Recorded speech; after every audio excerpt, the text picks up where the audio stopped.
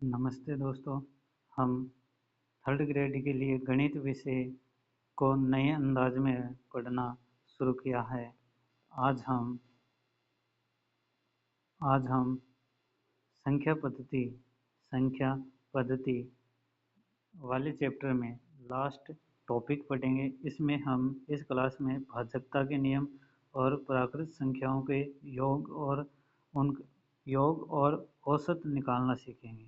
ठीक है, आज की क्लास को शुरू करते हैं। देखिए, सबसे पहले भाजकता के नियम। भाजकता के नियम उसमें भी सबसे पहले किसके दो का भाजकता का नियम। देखिए, कोई भी संख्या दो से कब विभाजित होगी?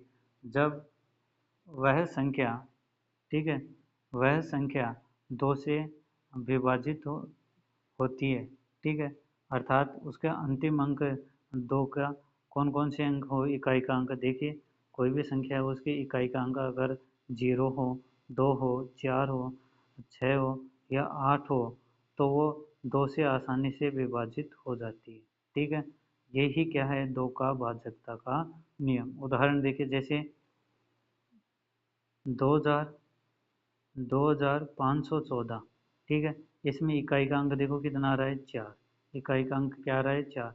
तो ये पूरी संख्या दो से पूर्ण रूप से विभाजित होगी। ठीक है, तो ये क्या हो गई? 4, अंत में क्या है? 4। अतः ये क्या हो जाती है? दो से पूर्ण रूप से विभाजित हो जाती है। अब देखिए, 3 से भाजकता का नियम पढ़ते हैं। यदि किसी संख्या के सभी अंकों का योग 3 के पहाड़े में आता है तो वह 3 से विभाजित होगी। अर्थात आप कोई संख्या दे रखी है, ठीक है, कोई संख्या दे रखी है और उसका योग करने पर वह 3 से कट जाती है। ठीक है, तो वो क्या होगी?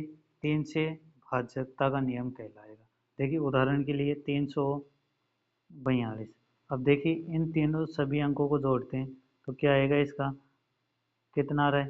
3 और 4 7, 7 और 2 9। अब 9 के अंदर 3 का भाग चला जाता है तो ये क्या हो गई? 3 से विभाजित हो रही है। अतः इसे हम क्या कहते हैं? 3 का भाजकता का नियम कहा जाता है। देखिए, उदाहरण पर देखिए, 342, 3 प्लस 4 प्लस 2 तो कितना हो गया? 9। 9 में 3 का भाग जाता है, इसलिए 342 भी किससे विभाजित होगी? 3 से विभाजित होती है। ठीक है, 342 भी किससे हो जाएगी? 3 से विभाजित हो जाएगी। आगे आई 4। 4 का भाजकता का नियम। देखिए, 4 के भाजकता के नियम क्या है कि हम आखिरी के दो अंक इकाई और दहाई अंक को देखते हैं और वो 4 से विभाजित होता है तो वह संख्या भी 4 से विभाजित होगी। जैसे उदाहरण के लिए 516। 516। अब देखिए, इसके अंतिम दो अंकों को देखो, इकाई और दहाई वाले दो अंकों को देख लो।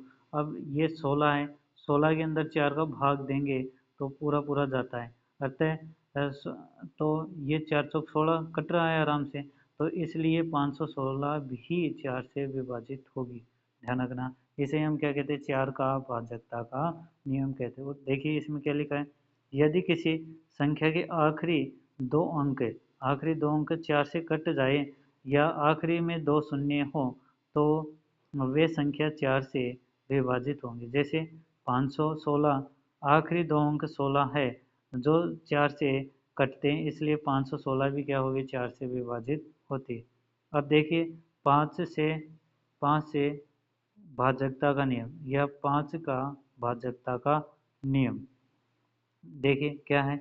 यदि किसी संख्या का आखिरी अंक का मतलब इकाई का अंक 0 या 5 हो, 0 या 5 हो तो वो पूरी संख्या 5 से विभाजित हो जाएगी। इसे ही हम क्या कहते हैं? 5 का 5 का भाजकता का नियम कहते हैं। उदाहरण के तौर पर देखिए, उदाहरण के तौर पर देखिए 745। अब देखिए, इसका इकाई का अंक कितना आ रहा है? 5। तो ये 5 से कट रहा है। इस प्रकार से 745 745 संख्या पूरी पूरी 5 से कटेगी। ठीक है, ये कहना है मतलब। और दूसरा उदाहरण देखिए, 920। अब 920 के अंदर इकाई का अंक देखो 0 है, तो हमने पढ़ा है कि नियम के अंदर यदि इकाई का अंक 0 है और 5 हो तो वह संख्या 5 से कटती है। ठीक है, आगे बात सुनिए, यही क्या है, 5 से भाजकता का नियम होगा। ठीक है, चले आगे। अब देखिए, छः छः से भाजकता का नियम, छः का भाजकता का नियम, देखिए इसमें क्या होगा, जो संख्या 2 और 3 दोनों के नियमों को पूरा करती है, अर्थात वे संख्या जो 3 और 2 से विभाजित हो जाती है वो संख्या 6 से भी विभाजित होगी, ध्यान रखना। अतः देखिए आगे क्या लिखा है, वह सम संख्या हो और उसके अंकों का योग 3 से कटता हो तो वह संख्या क्या होगी, 6 से भी विभाजित होगी। जैसे उदाहरण देखिए 216, यह एक सम संख्या है और अंकों का योग देखो, दोनों अंकों के योग करेंगे तो कितना आ रहा है, 2 प्लस 1 प्लस 6 कितना हो रहा है, 9। ठीक है, योग किससे कटे, 3 से, तो वो कौन सी होगी, 6 से विभाजित होगी। आगे बात समझे, इसे हम क्या कहते हैं, 6 का भाजकता का नियम कहते हैं, याद रहेगा। अब देखिए उदाहरण पर देखिए 216, यह सम संख्या है, अंकों का योग 2 प्लस 1 प्लस 6 कितना हो रहा है, 9 हो रहा है, और 9 3 से कटता है, अतः ये पूरी किससे कटेगी, 6 से, अर्थात 216 6 से कट जाती है, इसे हम भाजकता 6 का भाजकता का नियम कहते हैं। अब देखिए 7 का भाजकता का नियम, देखिए संख्या के आखिरी अंक को 2 गुना करें और उसे बची हुई संख्या में से घटा दें, यदि बची संख्या 7 से कटती है या 0 आता है तो वह 7 से विभाजित होगी। ठीक है, अब इसका मतलब क्या है, आखिरी अंक देखो, जैसे x y z, ये कोई एक आपके पास क्या है, संख्या है। अब इस लास्ट की संख्या x को 2 गुना कर किससे करेंगे, इससे इससे क्या करेंगे, जेड को, जेड है इसको 2 से गुणा कर देंगे और 2 से गुणा करके एक्स वाई में से घटा देंगे, किस में से घटा देंगे, एक्स वाई में से घटा देंगे, और घटाने पर यदि कोई संख्या 7 से कट जाए या 0 प्राप्त हो तो वो संख्या क्या होगी, 7 से विभाजित होगी, इसे ही हम क्या कहते हैं, 7 का भाजकता का नियम कहते हैं। देखिए उदाहरण के तौर पर देखिए, देखिए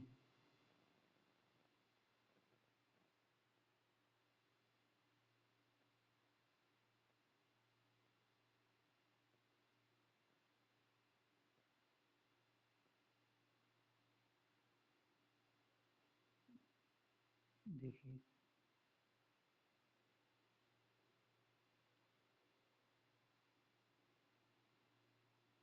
हाँ, देखो यहाँ पर देखो क्या, उदाहरण के तौर पर 343, कितना, 343।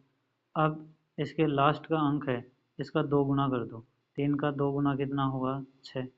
अब 6 को 34 में से 6 घटाओ, कितना आता है, घटाएंगे तो कितना आएगा, 28, और 28 क्या होगी, 7 से कटती है, 7 चौक 28 कट रही है, तो इसलिए क्या होगी, ये 343 भी 7 से विभाजित होगी। ठीक है, इसे हम क्या कहते हैं, भाजकता का नियम। आगे बस देखो उदाहरण पर 343, आखिरी का अंक 3 का 2 गुना होगा 6, बची हुई संख्या देखो 34 माइनस 6 कर देंगे तो कितना आएगा, 38। 38 7 से पूर्ण रूप से विभाजित होती है, इसलिए 343 भी पूर्ण रूप से विभाजित होगी, किससे, 7 से, इसे हम क्या कहते हैं, 7 का भाजकता का नियम कहते हैं। चलें आगे। अब देखिए संख्या 8 से भाजकता का नियम या 8 का भाजकता का नियम, देखिए क्या है, यदि किसी संख्या के आखिरी के 3 अंक 8 से कट जाएं, ठीक है, या आखिरी में 3 शून्य हो तो वह संख्या 8 से विभाजित होगी।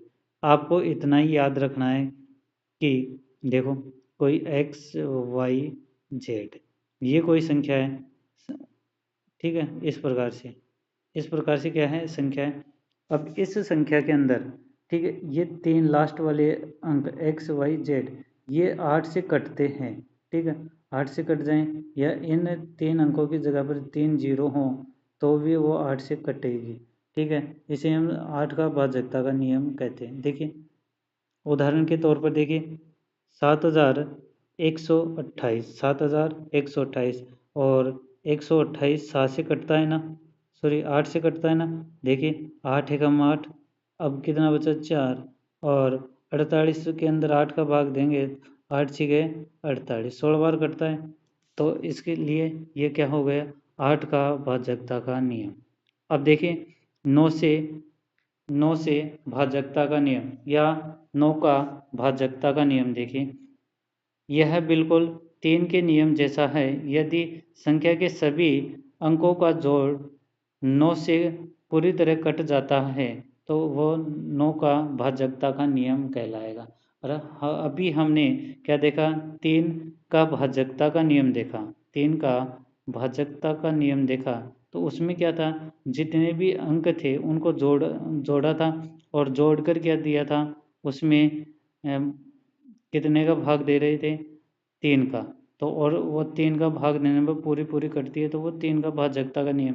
उसी प्रकार से यहाँ पर भी क्या होगा, अंकों को जोड़ेंगे और जोड़ने पर जो योगफल आएगा उसमें 9 का भाग पूरा पूरा जाता है तो वो संख्या भी पूर्ण रूप से 9 से कटेगी। उदाहरण के लिए देखिए 729 कितना, उदाहरण के तौर पर देखें 729, देखिए कौन सी संख्या, 729। अब देखिए इसके अंकों का योग करें तो कर दें, प्लस का चिन्ह लगा दिया। अब देखिए प्लस का चिन्ह हो गया। अब देखिए 7 और 2 कितने हो गए, 9, 9 प्लस 9 कितने हो गए 18। अब 18 के अंदर 9 का भाग देंगे तो आराम से 2 बार कटता है, 9 9 दूनी 18, अतः 9 से ये 929 भी पूर्ण रूप से कटेगी, ठीक है। इसमें भाग देकर देखने की आवश्यकता नहीं है, इसे हम क्या कहते हैं, 9 का भाजकता का नियम कहते हैं। चले आगे। अब देखिए संख्या 10 से भाजकता नियम, ठीक है, या 10 का भाजकता का नियम, यह सबसे आसान है। यदि किसी संख्या के अंत में केवल 0 हो, ठीक है, वो संख्या किससे 10 से विभाजित होगी। जैसे 10, 890, 1200, ये किससे 10 का भाजकता का नियम हो गया, ठीक है, सबसे आसान है, ठीक है। अब देखिए 11 का भाजकता का नियम, संख्या के विषम स्थानों के अंकों का योग और सम स्थानों के अंकों का योग का अंतर यदि 0 और 11 का गुणज हो तो वह संख्या किससे होगी, 11 से विभाजित होगी। इसे ही हम क्या कहते हैं, 11 का भाजकता का नियम कहते हैं। जैसे 1331, अब देखिए ये कौन सा हो गया, विषम स्थान वाले को जोड़ो।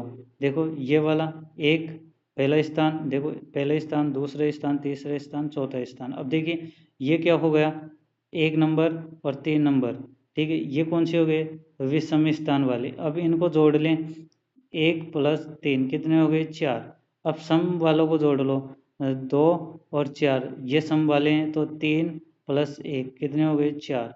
अब दोनों का अंतर करना है, अर्थात सम संख्या, देखिए सम संख्या नीचे वाली थी और ऊपर वाली कौन से थे, विषम स्थान वाले। अब दोनों को अंतर कर दें, विषम में से क्या कर दें, सम माइनस कर देंगे तो 0 आ रहा है। तो हमने कहा था ना, यदि किसी भागफल देने पर, सॉरी घटाने पर, ठीक है, ठीक है, घटाने पर क्या है 0 या 11 है और वो 11 के से कटता है, ठीक है, तो वो क्या होगा आपका 11 का भाजकता का नियम होगा, ठीक है। चलें आगे। अब देखिए प्राकृतिक संख्याओं का योग और औसत निकालना सीखेंगे, ठीक है, लास्ट पॉइंट है इस क्लास का, और फिर आपका संख्या पद्धति वाला चैप्टर पूरा हो जाएगा। फिर आगे हम प्रतिशत पढ़ेंगे। देखिए यदि पहला नियम देखिए इसमें, लगातार प्राकृत संख्याओं का योग और औसत निकालना। जैसे 1 2 3 4 इस प्रकार से लगातार अंक हों तो उन संख्याओं का औसत और योग कैसे निकालते हैं। देखिए औसत का सूत्र याद रखना, बिल्कुल शॉर्टकट सूत्र है, +2 योग योग का सूत्र गुणा n। ठीक, उदाहरण के तौर पर देखिए प्रथम 20 प्राकृत संख्याओं का औसत और योग। देखिए प्रथम 20 तो क्या होगा, 20 + 1/2 कर दो, कितना आएगा, कितना आएगा। अब देखो इसमें करोगे तो 21/2 तो कितना आएगा, 10.5 आ रहा है। ठीक है, ये तो क्या हो गया, इसका औसत आ गया। अब औसत को ठीक है, औसत से क्या निकालेंगे, योग। तो अब औसत को क्या करना है, गुणा करना है। क्या करना है, केवल गुणा करना है। तो किससे, औसत से गुणा करना है n को। ठीक है, कितने दे रखे हैं उन 10.5 गुणा 20, तो इसको गुणा करेंगे तो कितना आ रहा है, देखो कितना आ जाएगा, 210 आ जाएगा। ठीक है, गुणा करने पर यही तो है। देखो औसत निकाल लिया, 1 + 20/2 हो गया, निकला। अब देखिए 21/2 हो गया तो 10.5 आ गया। योग निकालेंगे तो 10.5 गुणा 20 तो 210 आ गया। यह होगा इसका आंसर। ठीक है, अब देखिए अगला, सम संख्याओं का योग और औसत निकालना। सम संख्या हम जानते हैं ना, 2 4 6 8 10 12, ठीक है, 14, इस प्रकार ये क्या है, सम संख्याएं। अब देखिए सम संख्याओं के औसत का सूत्र देखिए n+1 आपको जो इतनी संख्या दे रखी है उसको, और योग निकालोगे तो n गुणा कोष्टक n+1 करना पड़ेगा। ठीक है, जो आपका औसत है उसको n से गुणा करना है और कुछ नहीं है। जैसे प्रथम 10 सम संख्याएं, प्रथम 10 संख्याएं या 2 से 20 तक का औसत योग निकालें। अब देखिए n का मान दे रखा है, आपको n का मान दे रखा है तो औसत वाले सूत्र में रख दो, कितना आएगा, 10 + 1 तो कितना हो गया, 11। अब क्या निकालेंगे, योगफल निकालेंगे। तो अब बताओ n कितना रखा है, 10 दे रखा है और 11। ठीक है, तो गुणा करेंगे तो कितना आ जाएगा, 110, किसका, योग आ जाएगा। ठीक है, चलिए आगे। अब देखिए विषम संख्याओं का योग और औसत निकालना। विषम संख्या हम जानते हैं 1 3 5 7 इस प्रकार से। ठीक है, जब केवल विषम संख्याओं की बात हो रही हो तो औसत का सूत्र n होता है। जो आपको जितनी संख्याओं को निकलवाएगा वही उसका क्या होता है, औसत। और और योग निकालेंगे तो उसका वर्ग कर देंगे, किसका, संख्याओं का वर्ग कर देंगे। जैसे उदाहरण के लिए देखो 15 विषम संख्याओं का योग और औसत। अब बताओ औसत कितना आ जाएगा, औसत तो विषम संख्याओं के लिए n ही होता है, और योग क्या होगा इसका, n² होगा। ठीक है, n², तो बताओ औसत तो कितना आ जाएगा, 15, और योगफल कितना आ जाएगा, 225 आ जाएगा। ध्यान रखना, वर्ग ही तो किया है। देखो औसत तो कितना आ गया, 15, और योगफल कितना आ गया, 225। ठीक है, चले आगे।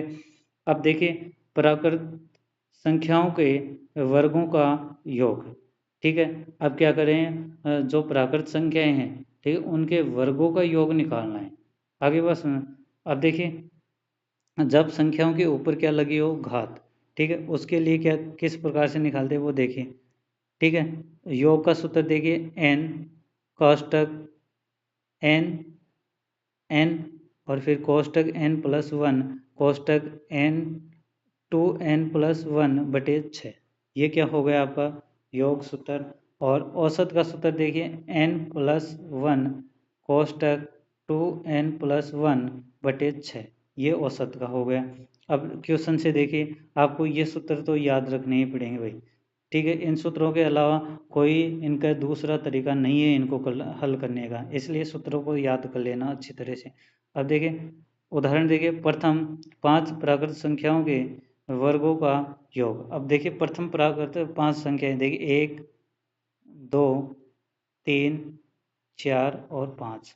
ठीक है, अब इनके वर्गों की बात कर रहा है तो इनके घात क्या होगी, 2 2, इस प्रकार से। अब इनकी बात कर रहा है, इनका निकालना है, तो हमारे को कितनी, n का मान कितना दे रखा है, 5, सूत्र में रख दें, योग निकालो। देखो योग निकालोगे तो निकल जाएगा आराम से। देखिए क्या करोगे, 5, ठीक है, 5 गुणा फिर n+1 6 गुणा, अब देखिए n कितने बार 2 से गुणा हो रहा है तो 10, 10 और 1 11, मैंने सीधा गुणा करके रख रहा हूँ भाई, फिर बटे 6 हो जाएगा। इस प्रकार से कौन सा आएगा आपका योग आ जाएगा। अब देखो इनको गुणा करेंगे तो कितना 30, ठीक है 5 6 30, या 6 को 6 से काट दो तो कितना आ रहा है 55 आ जाएगा योग। तो अब बात करें किसकी, औसत की। औसत निकाल लें, ठीक है औसत निकल जाएगा आराम से। देखिए औसत वाले सूत्र में रखो, यहाँ पर औसत निकालेंगे तो औसत भी निकालेंगे तो n का मान कितना है 6, सूत्र के अंदर रखेंगे, फिर गुणा यहाँ पर कितना 11/6, तो इसका औसत कितना आ रहा है 11। ये इस प्रकार से निकलेगा। ठीक है चलिए आगे। अब आइए लगातार प्राकृतिक संख्याओं के घनों का योग। अभी तो हमने वर्गों का योग निकाला है, अब क्या निकालेंगे घनों का योग। अब देखिए घनों के योग के लिए आपको सूत्र याद रखना है n, ठीक है बड़ा कोष्टक फिर n कोष्टक n+1/2 और बड़ा कोष्टक स्क्वायर, ठीक है। और औसत का सूत्र देखिए n कोष्टक n+1 और कोष्टक बंद स्क्वायर/4, यह सूत्र आपको याद रखना है। अब उदाहरण देखिए यहाँ पर, प्रथम 3 प्राकृत संख्याओं के घनों का योग निकालेंगे। पर 3 कौन कौन सी संख्या होंगी 1 2 और 3, इनका योग निकालना है। तो देखिए किसका घनों का, इस प्रकार से निकाल लेंगे, ठीक घात क्या होगी 3 3। अब देखो योग निकालने के लिए सूत्र में रखें, देखो मान जैसे दे रखा है वैसे ही करना है, कुछ भी नहीं है। देखो 3 संख्या को निकलवा रहा है, n की जगह पर 3 रख दो, 3 गुणा 4, ठीक है बटे 2, तो कट जाएगा, कितना हो गया यहाँ पर कितने बार 2 बार, ये कितना हो गया 6, 6 का स्क्वायर कितना आ रहा है 36 आ रहा है क्या ये। अब औसत निकालोगे तो निकल जाएगा, n का मान रखो कितना 3 गुणा 4, ठीक है 4 4 के घात 4, सॉरी 4 को 2 बार लिखेंगे ना, यहाँ पर घात दे रखी और बटे 4, 4 से 4 कट गए तो इसका मान कितना आ गया 12, ठीक है इस प्रकार से निकलेगा। ठीक है चलिए आगे। अब देखिए सम संख्याओं के घनों का योग, सम संख्याओं के घनों का योग, ठीक है सम संख्याओं का मतलब क्या हो गई 2 4 6 8, इनके क्या हो ऊपर घात के रूप में कितना हो 3, उनका योग निकालना है और औसत निकालना है। निकालेंगे, सूत्रों को याद रख लेना, यहाँ पर इस लास्ट वाली क्लास के अंदर सूत्रों को याद रखना ही पड़ेगा आपको। ठीक है चलिए सूत्र देखिए 2n² कोष्टक n+1 कोष्टक स्क्वायर, ठीक है घात के रूप में 2 आएगा। अब देखिए यहाँ पर औसत निकालने के लिए सूत्र देखिए 2n कोष्टक n+1 कोष्टक बंद और स्क्वायर 2, ठीक है। अब देखिए प्रथम 2 सम संख्याओं के घनों का योग, ठीक है प्रथम 2 कौन कौन सी होंगे 2 और 4, ये तो हैं। अब ये हो गई आपकी कौन सी घन संख्या हो गई ना, सम संख्याओं की सम संख्या होती है उनके घनों का योग निकालना है, तो सम संख्या 2 यही तो है प्रथम 2 और 4, तो निकाल देंगे। अब सूत्र के अंदर रख दो इनके मान, आराम से हो जाएगा। अब देखिए सूत्र के अंदर कितने के पूछ रहा है 2 का, n का मान 2 रख दें तो सूत्र में रखें, यहाँ पर 2 रखोगे तो 4 8, ठीक है और यहाँ पर कितना रखोगे, कितने का 2 पूछ का 3 और 3 का 9, तो बताओ 72 हो गया, ये इस प्रकार से निकलेगा। अब देखिए औसत निकालोगे तो n का मान कितना दे रखा है आपको 2, तो 4 को गुणा 4 और गुणा 3 का वर्ग कितना 9 आ जाएगा ना, 4 गुणा 9 कितना आ गया 36,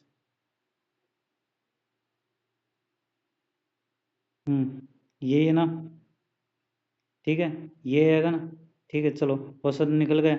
अब आइए इस टॉपिक का लास्ट सूत्र से एक विषम संख्याओं के लिए घनों का योग निकालना सीखेंगे।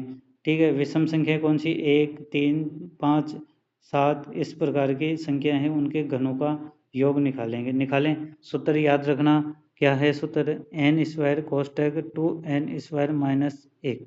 ठीक है, ये सूत्र याद रखना। 2 की बात कर रहा है तो n की जगह पर कितना रख दो, 2, तो 2 रखेंगे तो बाहर तो कितने होगी 4, फिर कोष्टक, कोष्टक के अंदर कितना आएगा 2 गुणा फिर 4 कितना हुआ 8, 8 -1 कितना हो गया 4 गुणा 7, तो बताओ कितना हो गया 28। ये हो गया इसका आंसर।